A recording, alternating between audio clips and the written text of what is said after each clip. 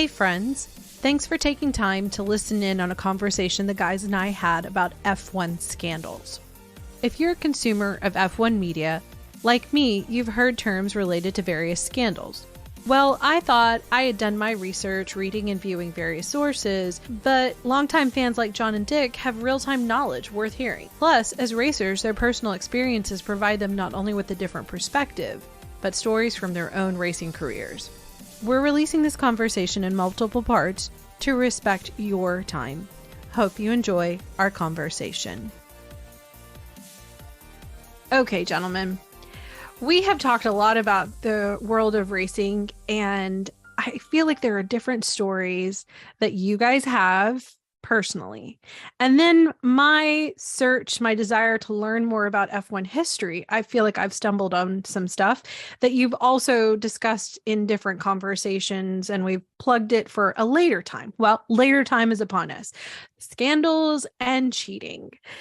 Was kind of shocked, but then when I thought about it more, I realized I shouldn't have been shocked about this. And then maybe it's because you guys have educated me about this, that scandals and cheating, that's a negative way of looking at it. Or I feel like it's what maybe John, you said it, and then Dick, you said it in a different conversation. I think we said it together, is that in the world of racing, you're pushing the envelope. So it's really in the eye of the beholder of whether or not it's cheating, because you may have just found a loophole. First one is Crashgate. Well, Dick may, really want to weigh in here too, because we all saw this in real time and very interesting stuff. But long story short, it was during what was it, Dick, the 82 season? Well, Crashgate, no, that was Singapore Grand Prix, I think is what Sabrina's referring to, in 2008, when Piquet Jr. was basically instructed, hey, wad your car in the wall at the appropriate time so that, Alonso had already pitted. That was his teammate at Renault. Alonso had just pitted, and then then Piquet wads his car, forcing everybody else into the pits. Well, by that time, Alonso's gone. And he didn't have to pass anybody because everybody else had no choice. They had to go in for fresh tires and fuel. And this whole thing has now resurfaced again, because this is the race that basically Felipe Massa is hanging his hat on, saying, hey, because of this accident, I was screwed out of the world championship. And my argument is no, actually, again, Ferrari found a new way to lose, which was sending him out of the pits with the fuel hose still attached. And remember, he went blasting off down the pit lane with the fuel hose hanging off the side of the car. So, my take on it was this was really blatant cheating, even for these guys.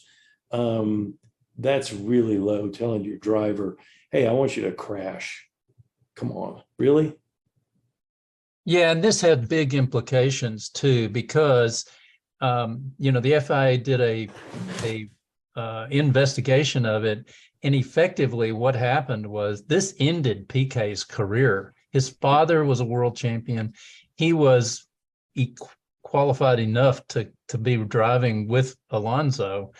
It was his first year, if I remember correctly, and this was it for him. He was out of the sport, as well as Alonso's manager, who was involved in management at the time. He was withdrawn or expelled from the sport, as was Max Mosley too, I think. So that it had big implications, and it was blatant cheating. Should have been called out even more than it was at the time. But I think that in the heat of the moment, the FIA just wasn't looking closely enough at what was going on. Right. I mean, I guess that was one of the things that I wondered about, is in the moment, how do you know this, right? It seems like it's after the fact, if this comes to light.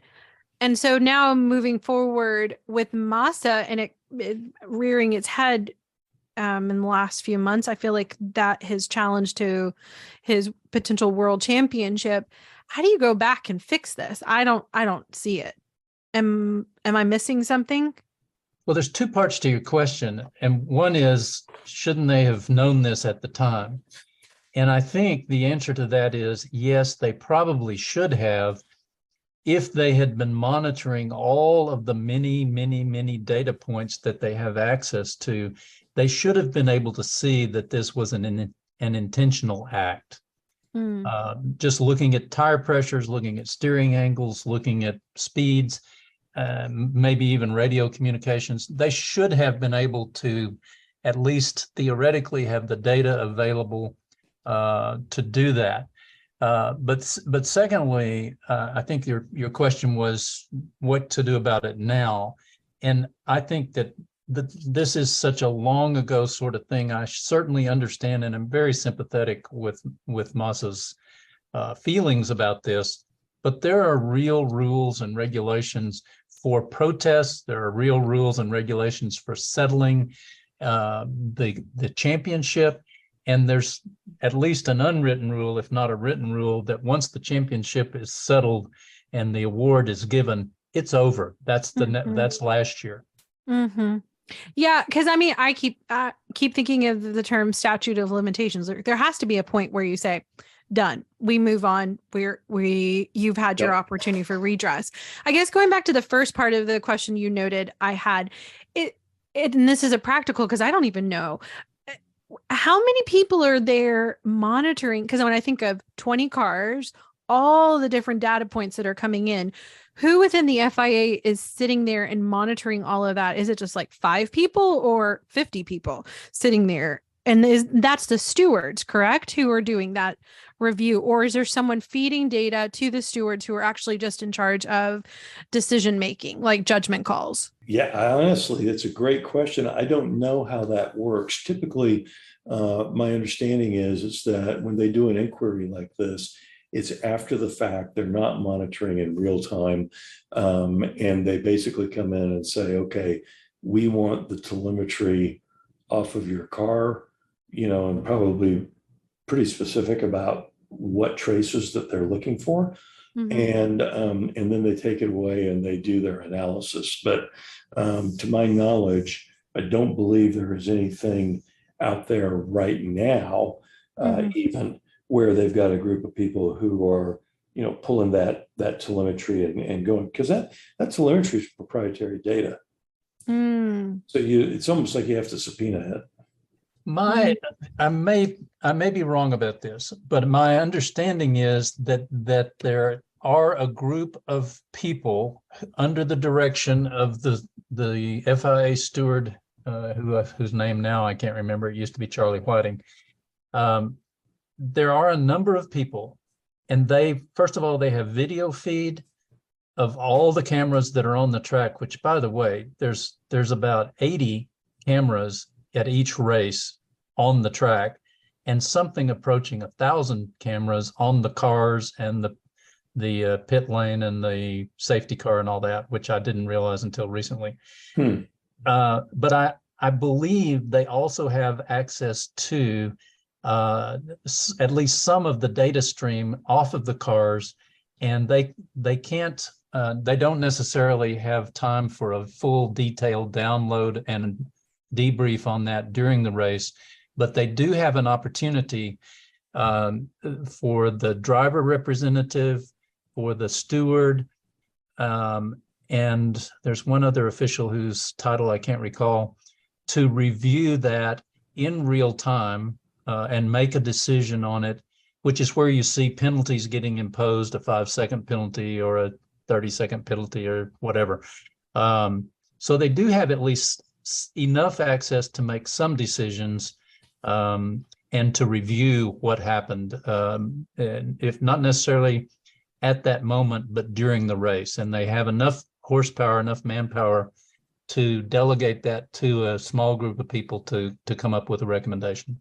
No, I stand corrected. I did not realize that. I mean, for me, yes, all the TV and all that kind of stuff, but did not realize they had some access to the telemetry. It's good. Possible that I'm wrong, but that's my understanding at least. Okay. Yeah. Well, and I mean, that was one of the things as I've watched these races and seeing what I perceived as controversy, I thought, I wonder who is watching this in real time and making the judgment. How much time do they have to make the judgment? And especially if it's at the end of the race, what was it, 2 or 3 years ago, the whole Lewis Max thing. I went, you're rushing to make a decision on something that could be kind of controversial. Shouldn't there be a little bit of time before you say done? And then for something as big as the World Championship, because of the entertainment aspect, I get why you would want to hurry up and get onto the podium.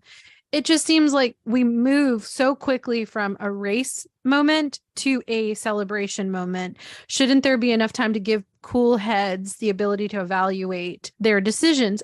Kind of like what we see at the Olympics. I think of like figure skating. There's a few minutes in that what they call the kiss and cry area where the skater is sitting there and waiting before the results are posted. But it seems like because of the way a race happens, we all see the racers go across. Well, then we just assume, without knowing some of this underlying data that could be there, that could actually have a huge significance to what we're seeing visually. Do you see where I'm kind of trying to process and wondering if that could help in some of these instances where, as a fan, especially newbies like me that may need to have reasonable expectations, just because you see them cross the line, there could be more happening behind the scenes, and be willing to allow these people who are evaluating it, who should know the rules and who should know how to read the data. We should be willing to let that process work through. Well, you're right on the one hand, but on the other hand, it would, and probably the sport needs to do a better job of explaining this to the fans. But there's a very rigid process in place, and kind of the way that process plays out is so there are a couple of ways that it can work. First of all, the stewards can bring a question to be investigated, and the stewards then go through their investigation. They make a case between themselves, and then they bring in the players who were involved, and they get each person's story. So they might very well bring in each of the 2 drivers. Let's say there's only 2 drivers involved. They bring them in separately and interview them. The team principal almost certainly will be involved in that process, and they will be interviewed. So you have 2 team principals, and then not infrequently, you'll have the team lawyers involved, because these are, after all, very, very important decisions that have not only sporting ramifications, but huge economic ramifications. And sometimes, especially in the instance of cheating, brand value representations. So if people and that you can't do that in a matter of minutes. The Lewis and Max situation, for example, took hours. I think it was at least 4 hours to get through that. And they then have to review all of the video information, the data they have available. And then beyond that, as if that's not enough, there's a right to appeal. And so there's a protest right, and that ends after 30 minutes or thereabout. There's a time specification in which they can lodge a protest against another team. There's a right of appeal once a decision has been handed down, and that is a court appearance before the FIA court. And so that can be weeks or months later. And they don't have to render their decision immediately. They generally do, but they don't have to render it immediately. So unfortunately, because there are so many rules and so much is at stake, it can't be decided as quickly as the fans would love for it to be decided sometimes. Yeah, I think so. I just think that having the ability to know that there is a need for a delay to ensure that this is fair, or if there is a suspect of cheating, it seems like that encouraging fans to be a little bit more restrained. Because even going back to the Max and Lewis, because that's just the one that's most recent, and I've obviously slept since then. Was it broadcast to everyone else around the world? Didn't it go straight, even though it was 4 hours, as you said, did it go straight to the podium? They had the podium celebration right then. Right. and at the same time that they're having the podium celebration, the team principals and lawyers were arguing, with the FIA. Right. So the show had to go on, and the apparent winner was declared, but then the process, was underway and played out. And, that's the way we all want it. Ultimately, we want a fair result. And if it was unfair, no matter what the, whatever the way to get to that, at the end of the day, those of us who don't have a dog in the fight want a fair result. Those of us who are Lewis fans or Max fans, we want the result we want. Because I was just thinking, I don't remember a delay. I remember the podium. So, okay, let me restate what I'm hearing. The podium will happen, but in behind the scenes, especially as something as big as the World Championship, there will be appeals or efforts to make sure that this is fair. As fans, especially new fans who don't know all the intricacies, we should be prepared to understand that even though you're seeing that celebration, if there is a challenge based on the rules and evidence that's brought forth, there could be changes. And that's not being shady. That's just making sure the rules are followed. And in the case of what started this conversation was Crashgate, there really wasn't any reason. There wasn't any suspicion. Whether or not they should have had reason to be suspect is secondary, but there wasn't any suspicion in 2008. And it's only subsequent that we found out of how the crash had happened, which now Massa is saying this race affected my ultimate bid for the World Championship. Am I summarizing it correctly, fairly? Yeah, absolutely. I think so. All right. Well, that helps, I think, me, and I hope for our listeners. Let's move on to another one that I actually thought someone was making up, because I was like, F1 and spies and espionage. Come on now. But I read about a scandal that resulted inside of the Ferrari world that it was over $100 million that came and was affected by this scandal. Can you guys tell me, they said it was because of a copy center, like a Xerox place. That's why somebody found out that this cheating was happening. This was just dumb. So it was 2007. And one of the chief mechanics at Ferrari did, in fact, later proved, take a bunch of technical information about Ferrari's cars and other issues and items of the way that Ferrari worked. And he sold those effectively to McLaren. I think his end game was actually a job with McLaren, but in any way, he prostituted himself in order to take this information and commercialize it.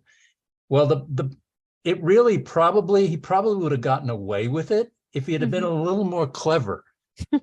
But what the dude did was he had his wife, he implicated his wife because his face was known as a team person.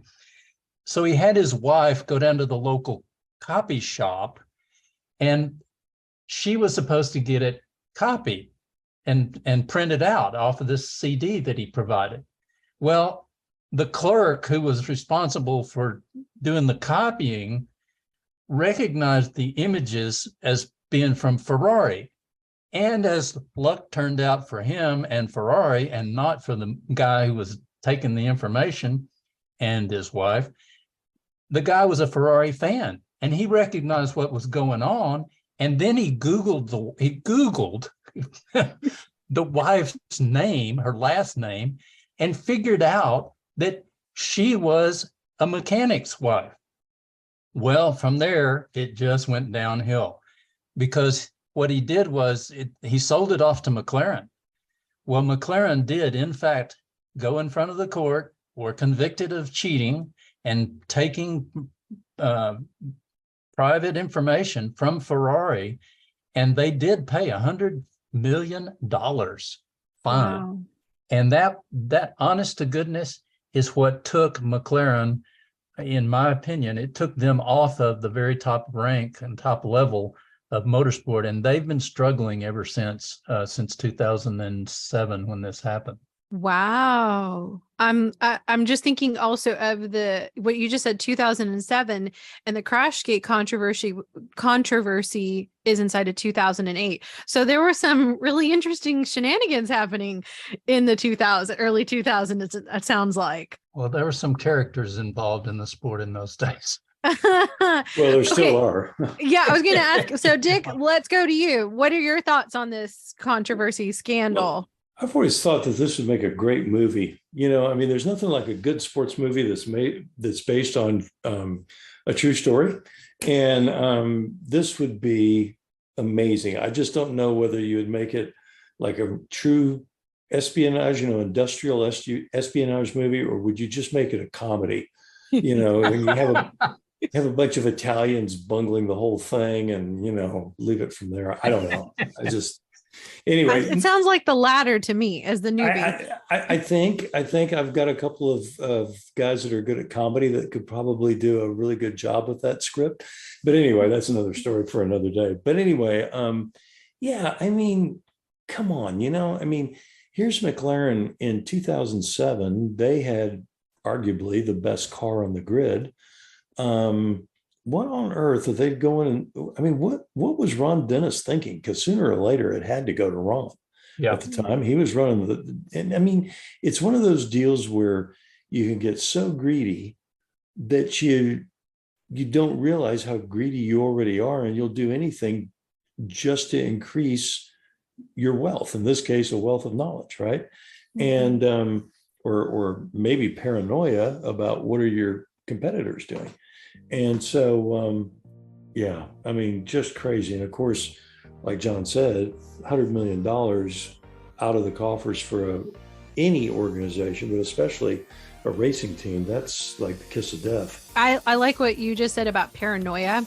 As I watched this YouTube video, I thought this just seems like you didn't really need to do this.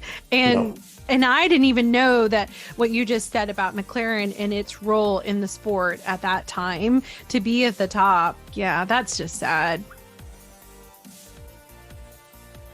Okay, friends, have you formed an opinion about Crashgate? If so, what do you think about the allegations and Felipe Massa's current efforts? What do you think will happen? What about Spygate? Isn't it an incredible story? Were you a fan during this era? If so, do you agree or disagree with John and Dick's recollections and assessments about either of these scandals? What about you, newer fans of F1 out there?